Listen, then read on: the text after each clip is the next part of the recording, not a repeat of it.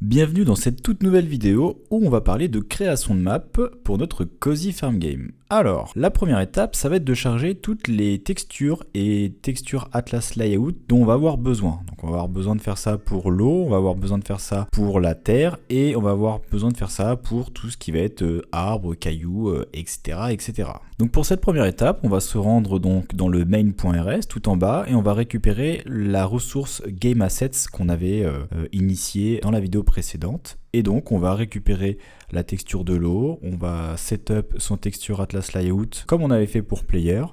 On va le faire également pour la partie grasse, l'herbe en gros, le sol. Puis on va le faire aussi pour les assets de type biome, c'est-à-dire les arbres, les cailloux, etc., etc. Et donc là, petite particularité, c'est qu'on va charger une fois la texture, mais on va créer deux textures Atlas Layout différents pour récupérer les grosses textures, comme par exemple l'arbre, et on va créer un autre texture Atlas Layout pour les petites textures. Donc là, on va vraiment faire les cases, ce qui nous permettra de récupérer les cailloux et les petits troncs d'arbres. Ensuite, on va faire comme on avait commencé dans la vidéo précédente, c'est-à-dire qu'on va commencer à faire des plugins et donc on va créer le map plugins qui contiendra donc toutes les fonctionnalités dédiées à la gestion de la map. Une fois le plugins map bien référencé donc dans notre main RS avec tous les autres plugins, bon il n'y en a pas 50 mais voilà, on va définir un certain nombre de constantes qui seront des données qu'on pourra réutiliser très facilement dans notre code après. Donc on aura la première constante qui est le tile size qui permet tout simplement d'indiquer combien fait une tuile. Donc là on est sur des tuiles de 16 pixels par 16 pixels. On va ensuite définir la taille de la map en longueur et en hauteur, voilà, et ensuite on mettra le water index qui correspondra donc à la première tile de l'animation de l'eau parce que l'eau sera animée comme les joueurs. On va pouvoir rentrer dans le vif du sujet si je puis dire et on va s'intéresser à la création de map. Donc à partir de là, il y a énormément de méthodes pour créer une map. On pourrait très bien la créer de manière procédurale avec un algorithme. On pourrait très bien la créer avec un éditeur comme Tilde pour générer toute notre map avec un éditeur visuel et ensuite l'exporter et utiliser un plugin pour intégrer cette map dans Bevy. C'est ce qui est d'ailleurs une des techniques les plus simples. On pourrait très bien aussi utiliser l'éditeur de Godot et générer une scène pour ensuite le mettre dans Bevy avec un plugin, ça marche également. On pourrait tout simplement aussi passer sur des formats comme le JSON ou que sais-je. Mais là, du coup, pour les besoins du tutoriel et aussi pour vraiment être au plus proche du moteur et voilà, tout simplement pour ne pas utiliser de plugins tierces, on va passer par des tableaux en 2 dimensions. Donc, pour que ce soit plus simple, je vais vous mettre tous les tableaux en description. Comme ça, vous pourrez aller les chercher plus rapidement. Donc, chaque tableau correspond à un calque, un layout de map. Donc le premier c'est pour tout ce qui va être eau, le deuxième c'est pour ce qui va être les big biomes, et le troisième ce sera pour la partie petits éléments de biome grasse. Voilà. Donc, globalement, comment ça se passe? Comme vous pouvez le voir dans le tableau, il y a des -1. Les -1, c'est pour indiquer que c'est du vide. Il n'y a pas de tuile à cet endroit-là, sauf pour le premier calque. Le premier calque, en gros, quand c'est -1, on met de l'eau. Et quand c'est pas -1, on met la bonne tuile d'herbe, en gros. Et pour les autres calques, les autres layouts, si on a -1, dans ce cas-là, ça veut dire qu'on met du vide. Et voilà. Maintenant, avant de compléter donc, la fonction setupMap qui va vraiment afficher la map à l'écran, il va nous falloir une petite fonction supplémentaire qui va s'appeler till2world. Pourquoi? Parce qu'en fait, tout simplement, dans Bevy, comme vous l'avez pu le voir quand on a spawn joueur, on a des coordonnées 0, 1, 1, 1, 0, 1, -1, quelque chose, etc., etc.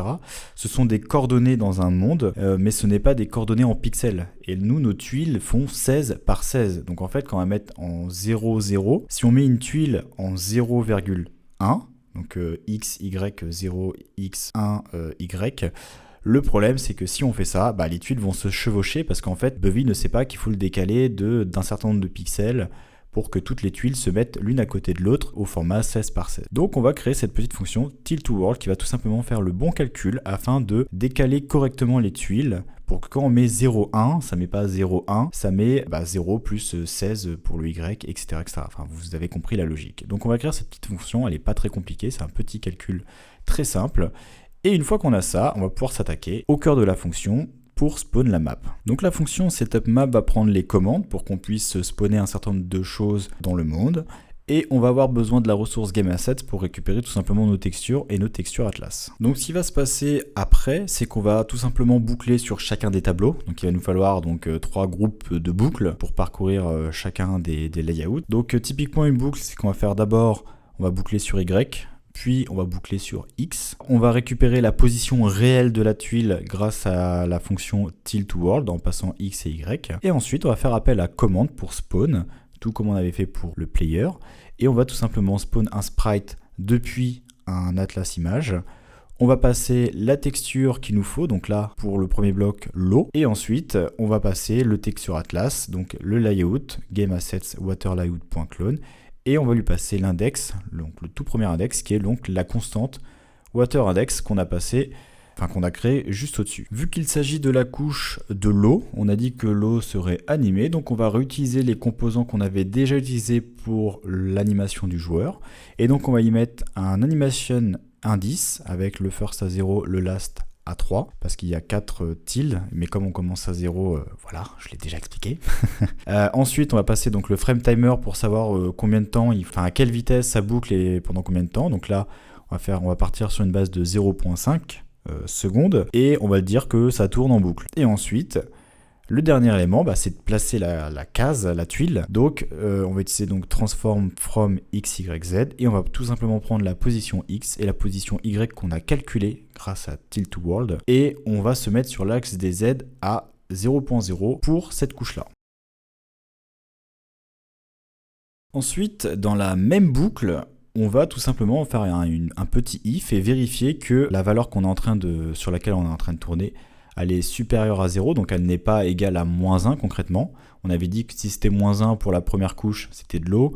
Si c'est au-dessus de -1, au-dessus de 0, on est sur des tuiles d'herbe en fait. Donc là du coup, on fait la petite condition, très simplement.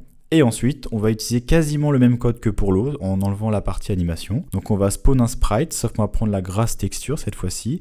Et on va prendre le Grass Layout pour le Texture Atlas Layout. Et ensuite, on va positionner les choses correctement. À noter seulement que sur l'axe des Z, on va se mettre en 1.0 pour dire que cette couche, elle est au-dessus de la couche de l'eau. On n'a plus qu'à aller regarder ce que ça donne in-game avant de poursuivre. Voilà, c'est tout beau, voilà. Donc, vous l'aurez compris, une fois que vous savez faire ça pour la couche 1, eh bien, on n'a plus qu'à faire ça sur toutes les autres couches. Donc, on va recréer un bloc pour les big biome assets. Donc encore une fois, on va mettre la condition tout de suite pour dire si c'est supérieur ou égal à 0, dans ce cas-là, on a des tuiles.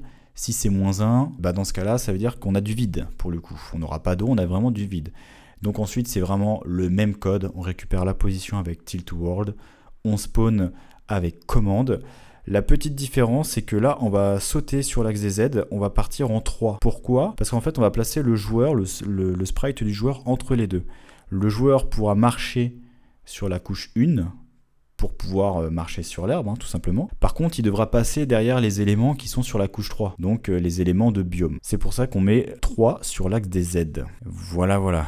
Une fois que on a écrit tout ce code, tout ce magnifique code, on n'a plus qu'à relancer. Et là, comme je vous disais, on s'aperçoit bien que tout s'affiche à l'image correctement, mais le joueur ne s'affiche pas. Pourquoi ? Parce qu'il est encore sur la couche 0, je crois. Donc, on va aller modifier ça tout de suite et le mettre sur la couche 2 pour qu'il soit entre l'herbe et les éléments de biome. Et c'est tout bon.